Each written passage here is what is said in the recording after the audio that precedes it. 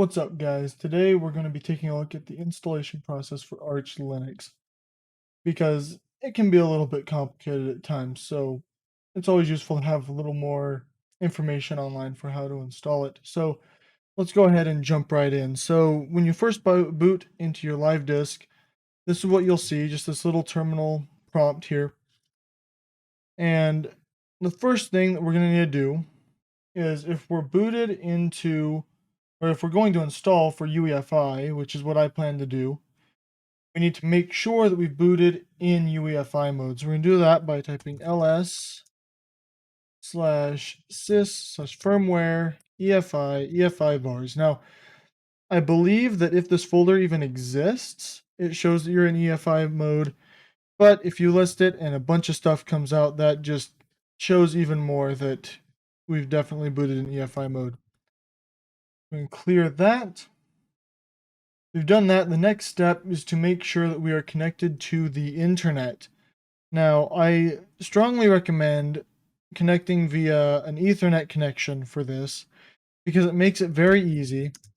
IPA here, we can see that we're already connected. DHCP is enabled by default on the live disk anyway. So as long as you're connected via Ethernet, it'll all connect perfectly. If you're going to install over wireless, it's going to be a little bit more complicated. I'm not going to go over that here, but if you would like me to go over it, just let me know. I can go over it in the future. Other than that, you can also find plenty of stuff on the Arch Wiki to help you out. So after that, let's just go and ping richlinux.org is a good way to ensure we're definitely connected to the internet. And the next thing to do once we're connected is go ahead and update the time from time servers. So that way we make sure all our net communications work right. So we're going to go ahead and pull in time date CTL set NTP true. So that'll go ahead and update our system time. The next step, we're going to have to partition all of our drives. So if we do an fdisk like this, we can see our drives. And here you can see I've got two drives. SDA is going to be what I'll be installing to, and SDB is my boot medium. Be sure you know exactly which device you want to install to, because otherwise you can end up wiping something you didn't mean to and losing data, which nobody likes that. So make sure you're installing the right device. Now, if you already have data on that device, and you're sure that's you want to delete that, a nice way to do that would be wipe fs -a and then the device. It'll wipe all of the partitions on that device, and it's all gone now, making it nice and clear for partitioning. So we're going to go ahead and partition. I like to use cfdisk. You can use fdisk. I'm pretty sure parted is installed on here. So I like to use cfdisk because it's a little bit more graphical. We're going to go ahead and put a GPT label on it. And we're going to want 3 partitions. Our first partition, I'm going to go and put 512 megs. I probably don't need quite that much, but that's going to be our EFI partition. I'm going to go ahead and go to type and set that to EFI system as well. And then, oh yeah, I don't know if you heard that, but my system is beeping. I'll fix that in a second. We're going to go ahead and allocate a swap partition. I'm going to go 4 gigs. I probably don't even need any swap, but we'll allocate it anyway, just in case. We'll set its type to Linux swap. The rest of it will all be in one partition, and make sure that's on Linux file system. So that's my layout here. We go in right, I have to type yes to verify and quit by doing fdisk -l. And there we go. We've got all our partitions there again, exactly as they were before, actually. But anyway, as far as that beeping goes, it's not happening now. How? What was caused? Oh, it was in this scene that it was happening. Okay, so here's what we're gonna do. Sometimes that ends up happening if you have a speaker connected to your system, or a not a normal speaker, but one of those beeping speakers for like post and stuff like that. We're gonna want to make sure we disable that just because it's annoying. So rmmod pc spkr will disable that if that's annoying you. Now that we've partitioned our thing, we need to actually format those partitions and make the file system. So the first thing, we're going to mkfs.bfat minus f32. This is going to create a fat file system on our SDA1. That's going to be our EFI partition. So whatever you use your EFI partition. Quick note, if you're installing on a device that already has an EFI partition, you can just use that partition, but do not run this command. You don't want to delete, because that'll delete whatever other systems are using that EFI partition. So if you're booting alongside Windows that already has its EFI partition set up, you do not have to do this make fs. Just make sure you mount it later when we do that step. As for me, this is a new partition, so I'm going to go ahead and make fs. And then we make fs ext4 dev sda3. So this will be your whatever you choose for your root partition, which for me is sda3.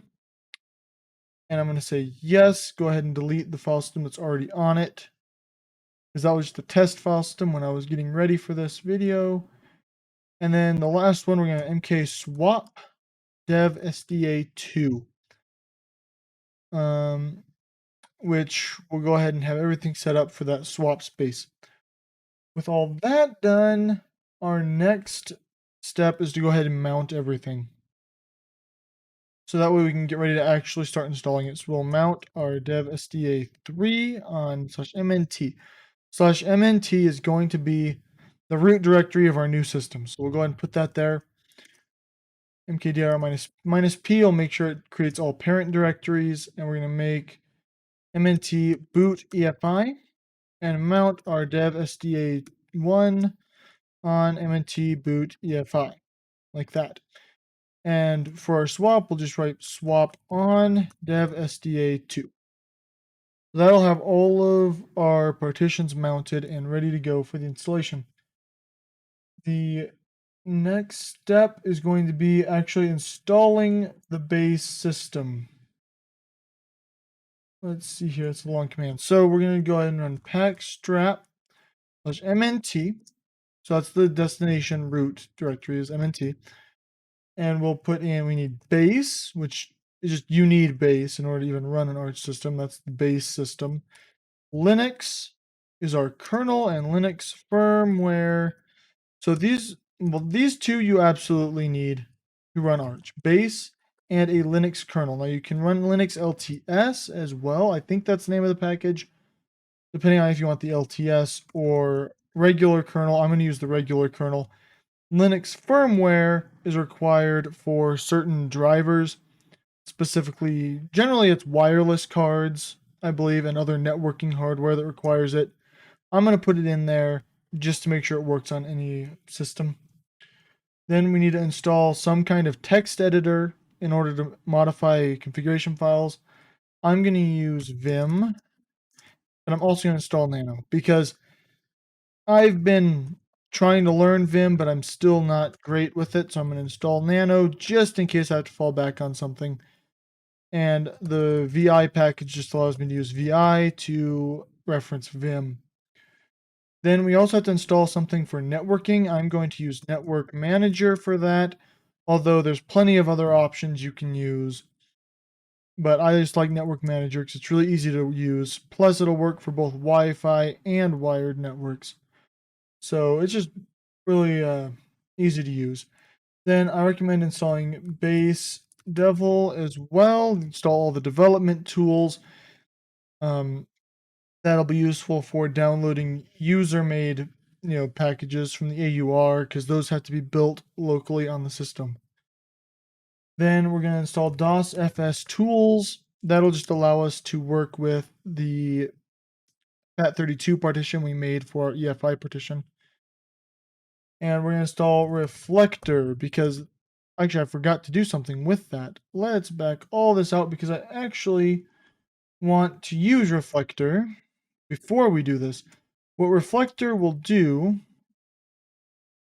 there we go.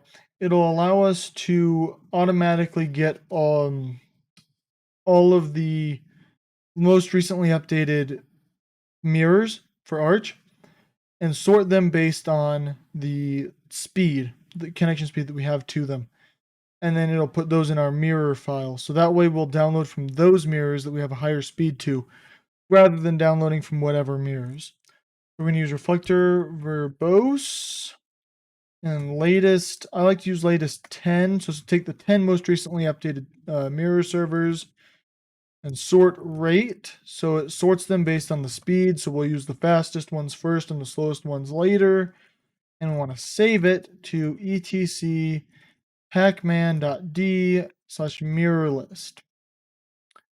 And that'll go ahead and run real quick.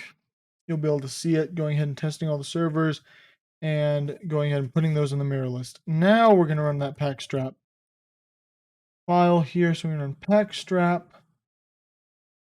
Now I got to find it all again. It's base Linux firmware vim nano network manager base devil DOS FS tools and reflector, which is the tool we just used. So that'll allow us to use it from within the new environment as well. We run that. Oh, I forgot to put the directory /mnt before base. Run this. It's going to sync all our packages, and here is the actual real installation of the system. And it really doesn't take all that long. So it's just going to go download all the packages it needs and install them to that root directory. So I'm going to go ahead and speed this up, and I'll be back when it's done.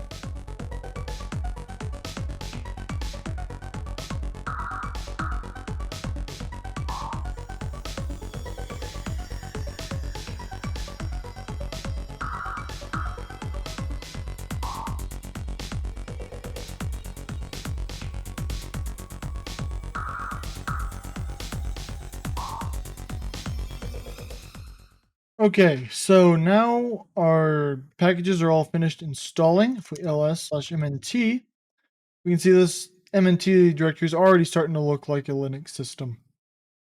So all that's left is for us to do the configuration of our system and just some last minute stuff to make sure it's bootable and stuff like that. So first thing we have to do is configure our system. We're going to have to create the fstab file. So the fstab file is basically used by the operating system to mount all of your drives at boot. And you need to list every single drive that needs to be mounted at boot on there. Luckily, there's a tool to make it already included with this called genfstab. So we're going to run genfstab minus capital U. That'll have it use the UUIDs of the systems, or the file systems, rather than using their names, which the names could change if you add new drives to your system and stuff like that. So you generally want to use the UUIDs just to keep that from happening. Then we do /mnt. So we tell it that's the directory that we're wanting to base our fstab off of. And we go ahead and tell it to write it into mnt etc fstab. Then we can go ahead and cat out /mnt /etc /fstab. And that'll show us what it put in as our base thing. So you can see we've got our dev SDA3 right there. It puts it in a comment though, see how it's commented, and it uses the UUID. And that's mounted on root with ext4.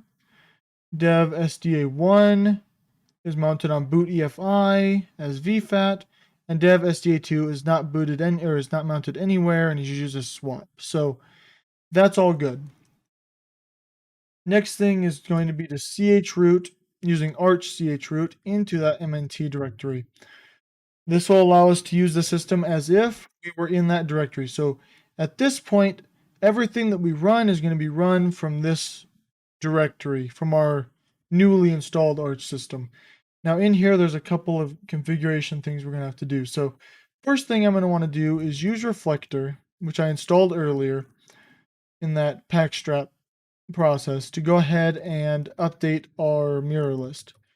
I'm going to use the exact same thing I did before, verbose, latest, 10, sort, rate, save, etc, pacman.d, mirror list.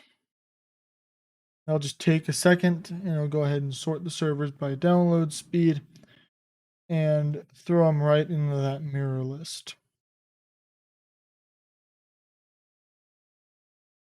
Okay. Clear this real quick.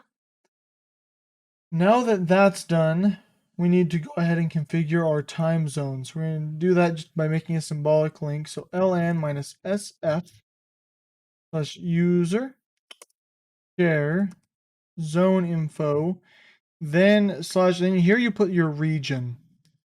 So in my case, I'm in America. You might, I assume there's something like Europe, etc. And then you put the city that generally represents your time zone. In my case, it's Denver. And then we put that, we link it to etc local time. So that'll set our time zone. The next thing to do is actually set our localization settings. So we have to edit. So I'm going to use Vim to edit it. We have to edit, where'd it go? etc locale.gen. And here we have a whole list of locales that we can go ahead and use. And you just have to uncomment the locales you want. In my case, I just want ENUS right here. I just want the UTF-8 one. So I'll go ahead and uncomment that, write and quit. And then we run the command locale gen. And it'll go ahead and generate the locales in that list that we uncommented. You can uncomment multiple if you want multiple. I think you're supposed to always have a UTF locale. So if you want to use the ENUS ISO one, then you should also uncomment the UTF one and have that one existing as well. Then we're going to want to edit the etc locale.conf, which will set our default locale, which I'm going to set to the one I just did. So lang equals en_us.utf-8.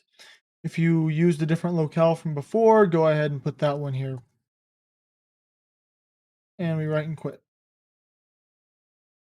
Now we just have to configure some networking stuff. So we vim into etc hostname. This here, you just put the name of your system. I'm going to call it Arch Linux, like that. And we'll write quit there. Now we have to edit etc hosts. This will give you your, basically their default like DHCP kind of resolutions, basically. So you'll want to put 127.0.0.1 as local host. So that way when you use local host, it automatically uses the loopback address. ::1 also is local host, since that's the loopback for IPv6. And then 127.0.1.1 you should put as the host name you did before, Arch Linux dot some domain name, which really you can use anything because it really doesn't matter. So I'll use test.gov. And then you put over here your host name again, so Arch Linux. Now, if you had a system that had a static IP address, you would want to use that here instead of this. But since mine's DHCP, I'll just keep this as is. Write that and exit there. That finishes our networking configuration. And now we have to set the root password. So passwd like that, and you put definitely a very secure password into there to go ahead and assign to your root user. So that's the end of our configurations. Now we just have to install a couple final things, final touches to actually get our system to be able to boot. So first we're going to want to pacman -s. So pacman's the package manager for Arch. So that'll install a package. We want to install either AMD Ucode or Intel Ucode based on the processor you're using. Now this machine is an Intel processor, so I will install Intel Ucode. If you are going to be using it on multiple different machines, maybe it's on an external disk, some portable installation kind of thing, you'll want to use both AMD Ucode and Intel Ucode on it. And it'll only use the one that it needs. Then we have to install our boot manager, our bootloader, which is going to be for us grub. So we have to install grub, EFI boot manager. EFI boot manager you only need if you are going to be booting into UEFI mode, as we are. And you may want to install OS Prober. OS Prober is not going to be necessary in all cases. Basically, it'll allow grub to identify other operating systems that are on the device or on your computer and add those to your grub config so you can boot to those. If Linux is the only thing you're going to have installed on it, and this is the only type of Linux, the only Linux installation you're going to have on it, then it's not necessary. But if you're like dual booting with multiple Linux installations or with Windows or whatever, this could be useful to select those from your menu. I'm going to go ahead and install it, even though it's really not necessary for me, because it doesn't do any harm, really. Then we go ahead and we have to install grub. So we grub install minus target equals x8664-EFI minus EFI directory equals /boot/EFI minus bootloader ID equals, we can just call it grub.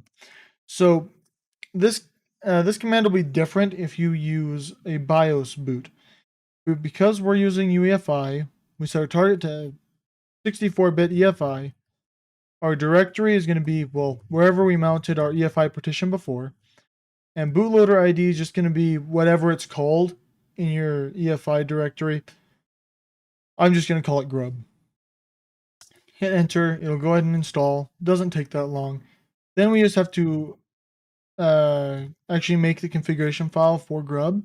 So that'll be grub mkconfig -o /boot/grub/grub.cfg. So that'll go ahead and scan your system for all bootable images, and it'll go ahead and add those to grub. That will finish our installation from the live CD. So we can go ahead and exit now to exit the chroot. And then we're going to go ahead and reboot. I'm going to go ahead and shut down so as to make sure I can unplug my USB. And then I can turn it back on. It's not going to take that long to reboot. Now you're not going to see the actual grub screen because my capture card's coming off a secondary display, but as you can see, we got a login prompt here. So you're going to have to log in as root. It's the only user that exists at the moment. Whatever password you used, and here we are. Now, first off, I am going to have to, so the first thing we actually have to do is get our networking working in the new install.